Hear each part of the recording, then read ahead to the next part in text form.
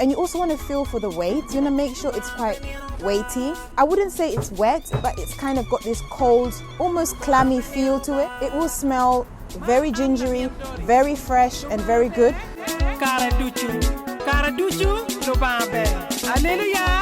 Hi everyone, welcome to Amuna Foods. Today I'm going to be showing you how to select the best ginger, root ginger that is. So when it comes to selecting ginger, you want to make sure that it is quite light in color, not too dark and not too shriveled. I know that these here are shriveled, but it's not the actual ginger itself.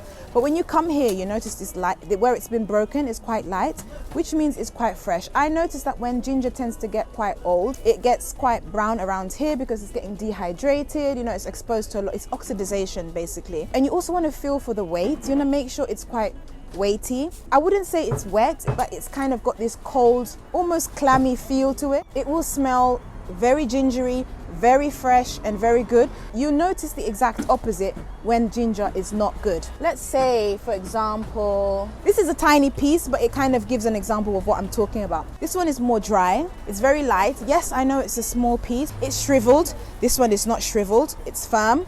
And it's got the oxidation at the breaking point. And so that's how you can tell the difference between a really good fresh ginger and something that's a little bit older in your selection process. Please be sure to follow us, like and share, and we'll see you in the next one. Bye.